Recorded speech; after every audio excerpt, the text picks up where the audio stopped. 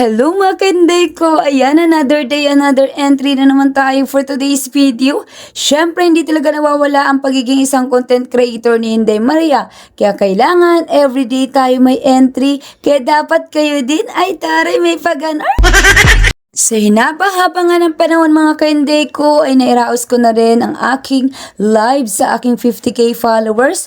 Konti man ang nanood pero na-share pa rin natin yung blessing natin sa mga matyagang nanood ng ating live at tinapos ito hanggang dulo. Wow! Maraming salamat po talaga sa lahat ang sumama sa amin kagabi sa aming live ni Inday Sofia para sa celebration ng aming 50,000 followers. Hindi man masyadong napagandaan mga kainday ko kasi hindi ko po talaga akalain na marireach ko ang 50,000 followers ngayong April lang. Kasi nga ngayong April lang din ako nag-post na kapag na-reach ko ang 50,000 followers ay mamimigay po talaga ako at i-share ko po yung blessing na makukuha ko. Kaya lang, sobrang bilis naman po talaga ng pangyayari. Ang iniisip ko talaga, May to June pa mangyayari yun. Kaya lang, talaga namang iba talaga kapag si Lord ang kumilos. Talagang walang pwedeng humadlang at tuloy-tuloy lang ang daloy. Ay taray, may pag-anar. Wow! At eto, dahil Sunday ngayon ay maglalaba ang inyong Inday Maria. Pero inagahan ko ang paglalaba ngayon dahil aalis kami nila Inday Sofia dahil meron kaming pupuntahang birthday.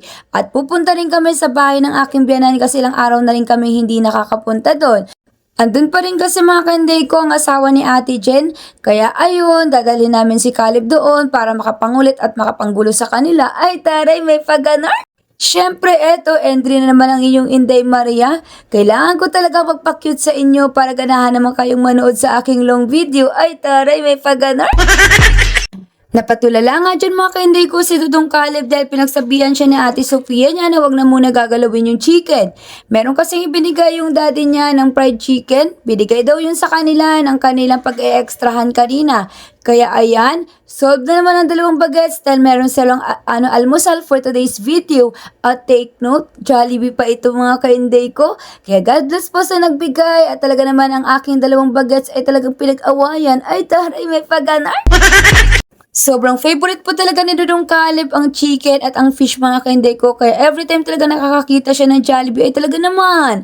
Talagang gigil na gigil yan at gustong gusto lagi kumain. Pero ang sabi ko sa kanya, hintayin niya si Ate Sofia niya dahil nag-aayos pa ng pinaikutan ko ng mga labahan. Sabi ko kasi kay Inday Sofia, itulungan niya ako.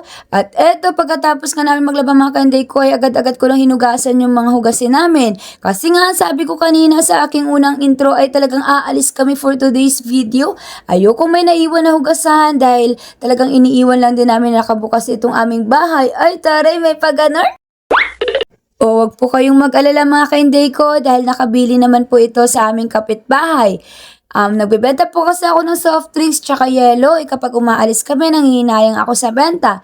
At safe naman po mga kainday ko na nag-iiwan ako sa kanila dahil parang kapatid ko na rin po yun. At kung bago ka pa nga lang mga kainday ko sa page ko, ay baka pwede namang palambing. Pa-follow po ng aming page at pa-share na rin po ng aming mga video. Malaking tulong po talaga sa amin ang nasi-share ang aming mga video sa iba't ibang groups o kaya sa iba't ibang lugar. Dahil nakakagain kami ng views sa mga hindi namin followers. Kaya maraming salamat talaga sa mga taong nag-share ng aming mga reels, ng aming mga long video at nakasubaybay sa mga entry ko araw-araw. At eto mga kainday ko, papunta na nga kami doon sa aking biyanan. Pero ang sabi ko kay Inday Sofia, mamayang alas 3 ay pupunta siya kila Ate Jibel. Kasi nga, birthday ni Benice. Happy birthday Benice Dion. Ayan, thank you kasi palagi nyo kaming naaalala every time may okasyon sa inyo. At eto, hindi na nga nawawala ang entry ng inyong Inday Maria. May pa-kending-kending pa nga para naman ganahan talaga kayo manood sa aking likuran. Ay taray, may pag-anar! Hinayaan ko nga dyan mga kainday ko si Dudong Caleb na maglakad ng sarili niya. Paano ba naman kasi kapag hinawakan ko yan ay makakaisip na naman yan magpabuhat? Ay taray, talaga naman. Siyempre ang inyong Inday Maria ay talagang chikadora. Kaya eto, kada may nadadaanan ako ay talaga namang chika ng chika sa akin. Ay, charis lang po. Meron kasi silang itinanong sa akin mga kainday ko na ako lang nakakaalam ng sagot. Ay taray, may pag-anar. At eto mga kainday ko, napansin ko ngayong kapitbahay namin nung nagpapakulay at binati ko nga siyang sabi ko sa kanya, ay talaga naman, talagang nagpapaganda na talaga ang aming mga kapitbahay. Ay tare, may paganon. Shoutout nga pala kay Ate Leona na kinikulayan ng buhok niya Ate Rosie. Sila po talaga yung mga kapitbahay namin, talaga ang sasolid din na laging nanonood sa aking mga reels at video. At habang papunta nga ako mga kainday ko sa bahay ng aking biyanan ay talaga namang naghahabulan pa kami ni Dudong Caleb dahil grabe naman ang kanyang takbo. Sobrang init nga dyan mga kainday ko at nakalimutan namin magdala ng payong. Buti na lang talaga mabilis kaming maglakad na parang kabayo. Ay taray, may pagana. So, yun lang po mga kainday ko. Basta palagi ko pong sinasabi sa inyo sa mga content creator na nag-uumpisa pa lang, magpatuloy lang kayo palagi. Huwag kayong mapagod mag-entry araw-araw dahil talaga naman kapag dumaan tayo sa tamang proseso ay hindi po talaga ganun basta-basta. Mahaba po ang prosesong pagdadaanan natin pero sulit naman po kapag ito ay ating nalagpasan. Kaya go-go lang po tayo, huwag tayo mawala ng pag-asa. Basta palagi natin sinasamahan ang sipag, dasal at determinasyon, ang lahat ng ating ginagawa, tiyak, magbubunga at magbubunga yan. So, ayun lang mga kainday ko. Sana na-inspire kayo sa kwento ko for today's video dahil alam nyo naman na gusto ko po talagang nag-e-entry sa inyo araw-araw dahil gusto ko, kagaya ko, meron din kayong gagawin na long form video dahil bababa man ang views sa ngayon, naniniwala ko na meron at meron tayong kanya-kanyang panahon.